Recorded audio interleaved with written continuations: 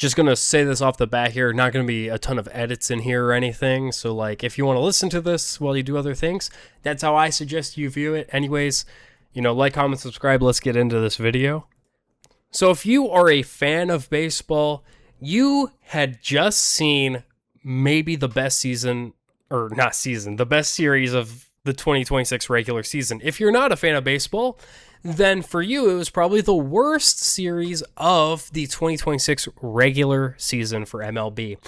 Now, what series am I talking about? Well, that has to be Cubs-Dodgers at Wrigley Field, right after the trade deadline. Now, let me set this up. So everyone hates the Dodgers, as we know. Back-to-back champions, and honestly, in some ways, in my opinion, worse than what the Yankees did in the 90s and 2000. I was born 2001, so I don't really have the greatest frame of reference here, but the way the Dodgers are doing this just feels so much worse than what I went through, at least during my life with the Yankees. That being said, the baseball world was, rationally upset when the Dodgers traded for Tarek Skubal. I have a video where I rant and vent about this and talk about my thoughts and feelings on it on this channel. I made it like the day after it happened.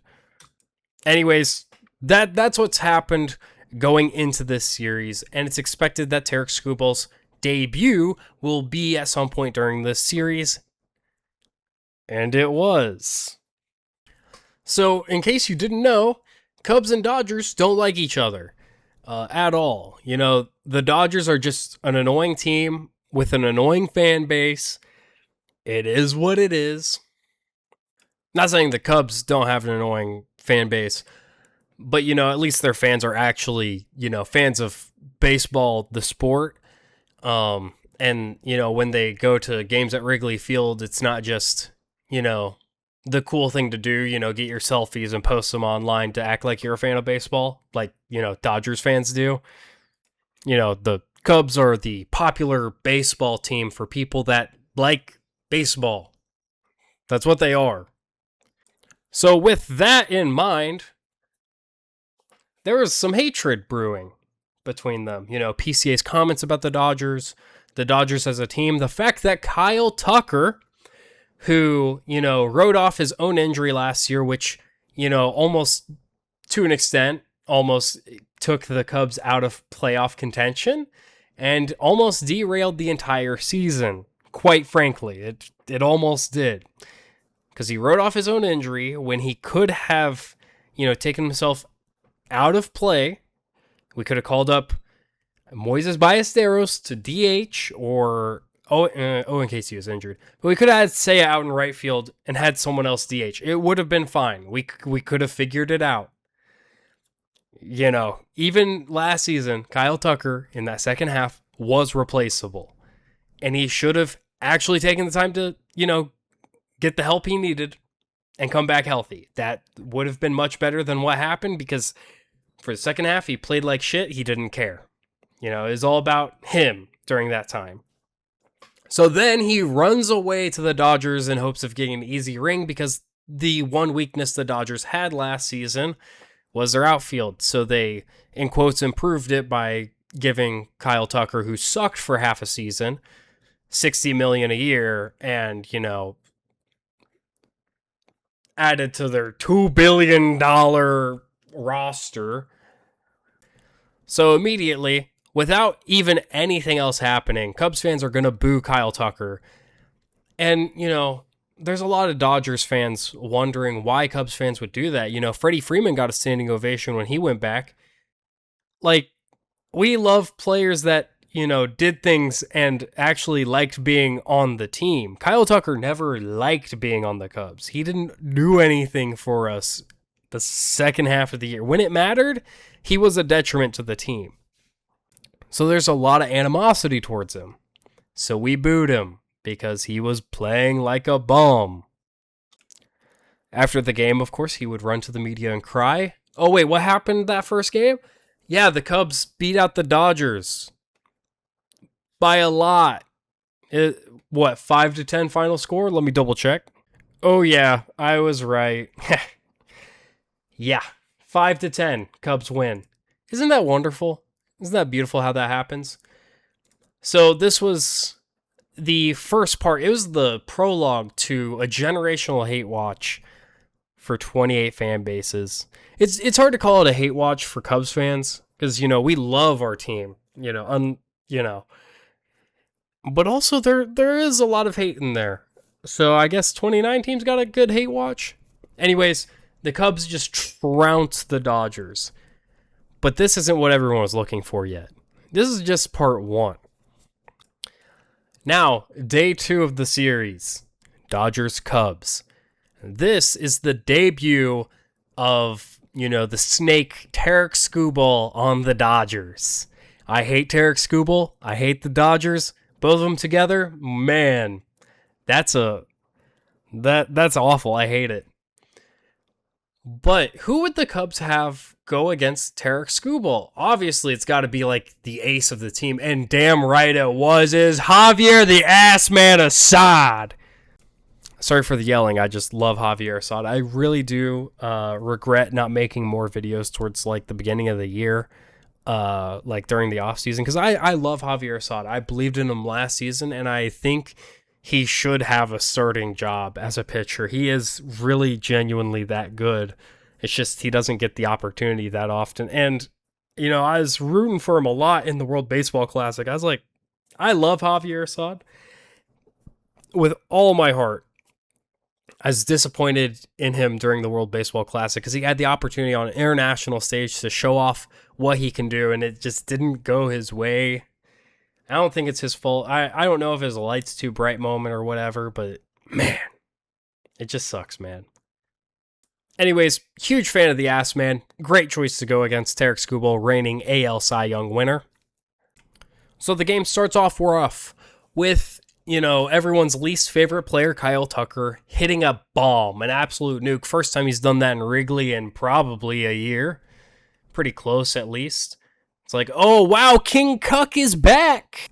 And with Tarik Skubal at the mound, it's pretty safe to assume that the Cubs are going to score 0 runs and lose this game by the Kyle Fucker home run. Oh, what? Two earned runs against Tarik Skubal? That's what I'm hearing? Oh, huh. So surely the $2 billion roster is going to score more runs so that they could beat the Cubs, and they're going to absolutely shell the Ass Man. No, the only run they scored was the King Cuck home run. Now, how did these, runs get established? Oh yeah, the Cubs won 1-5, by the way. So Cubs score 5 runs on the Dodgers. Let's go over some of them. Got Dansby Swanson home run. That's awesome. We have a little mess up by the all-star National League center fielder Pages, who got more votes than PCA, by the way. One of them's in the MVP race, and the other one is a Dodgers player, so people that don't like baseball and don't watch baseball voted for him. Is what it is, though, not mad. So that happened. And another error by... Is that Kyle Tucker? Kyle Tucker having an error in the right field of Wrigley Field? Wow, where have I seen that before except most of the games he played last season? Wow, that's amazing. Generational hate watch. I got to hate watch Skubal giving up 2 runs to the Chicago Cubs, and I got to hate watch Kyle Tucker at the same time. That is beautiful. It's truly a work of art.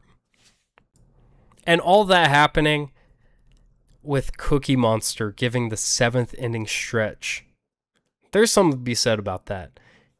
And not to mention here, the fact that the Cubs also had some trade pieces that they wanted to show off, like Tyrone Taylor. What's great about that? Oh my God, I just about said that without mentioning game 1. One of the 10 runs was scored by the Jaguar himself. Isn't that great, guys? He got optioned back to AAA for reasons, and that reason being Tyrone Taylor, who honestly didn't do much he didn't do much offensively, but he's he's there to do stuff offensively because Ian Happ is not reliable at doing things offensively. So we're platooning Ian Happ, which I would love for him to be traded, but he signed a no trade clause, meaning we can't. Also, trade deadline's over anyways, so there's that. So the Cubs showed off their solution at left field. We're going to bring in a guy who, is offensively better than Ian Happ and can do basically everything Ian Happ can do defensively, which is great. So we got an Ian Happ upgrade. And we showed off one of our new pitchers, Ryan Zephyrin. I might have pronounced that wrong. I'm so sorry if I did. I am stupid and, dyslexic. It happens. Sorry about that. But either way, absolutely disgusting, and I believe he's under Cubs control until 2031. So we'll still have him when baseball's back? Sorry, that just made me really excited because I don't think we're going to get any baseball next season. So either way, the Chicago Cubs, the smaller market team, was able to ruin the debut for Tarik Skubal on the Dodgers. Beautiful day for baseball, especially for Cubs fans.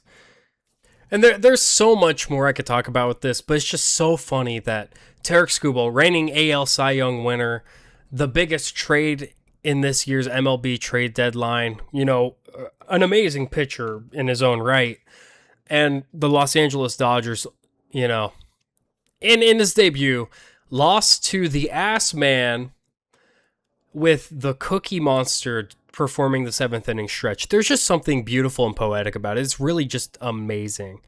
Yeah, we booed Kyle Tucker and then he hit a home run.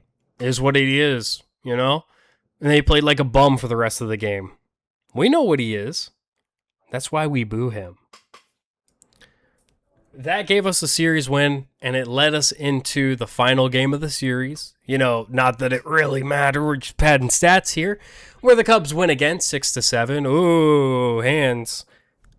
More than anything, this game is to set up the MVP race. Both these teams are more than likely going to make it to postseason baseball. And this is just a pride match at this point. The Cubs need every win they can get so they can overtake the Brewers. That would be great. But, winning against the Dodgers always feels good. And it helps the two MVP frontrunners make their case. Those being Shohei Ohtani and PCA. I may be biased here, but I'm leaning towards PCA. To be quite honest, Shohei Ohtani hasn't pitched in a month, so he's being a DH only. And for the most part, their stats are pretty in line with one another. And you might say, well, Shohei Ohtani's pitched like 85 innings this season. Okay, PCA, by the end of the season, will probably have played in 140, 150 games.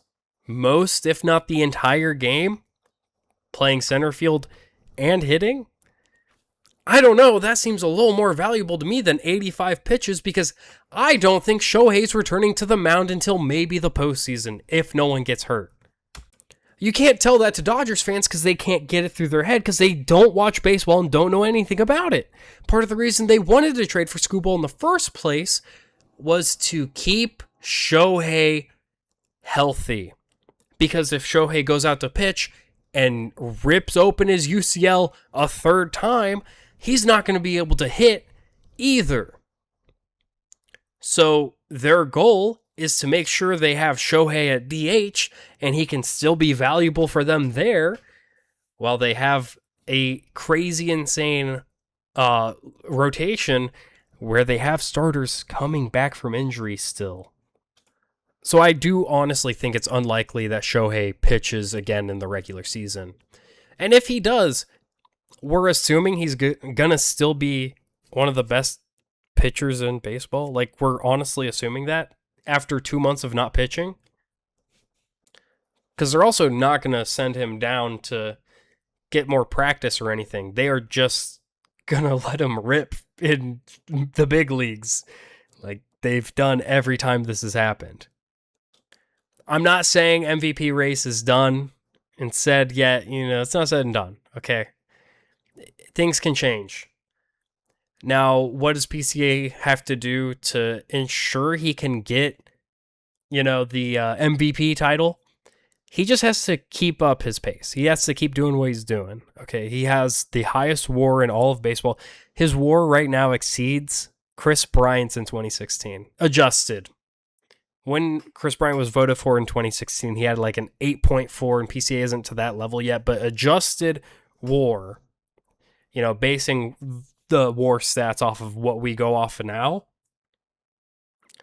the stats have shrank him down to where I think PCA is higher now, yeah. But they were going bar for bar at the plate. 2 home runs from both. PCA went like 3 for 5, 2 home runs. I don't know how many stolen bases. Well, I mean, he couldn't have had that many stolen bases, but, is what it is. While he also provided value to the team playing center field as the best center fielder in MLB right now. And I don't think I have to say it, but I think he might be the best center fielder in Cubs franchise history. That's a long time. And he might be one of the better center fielders in baseball history.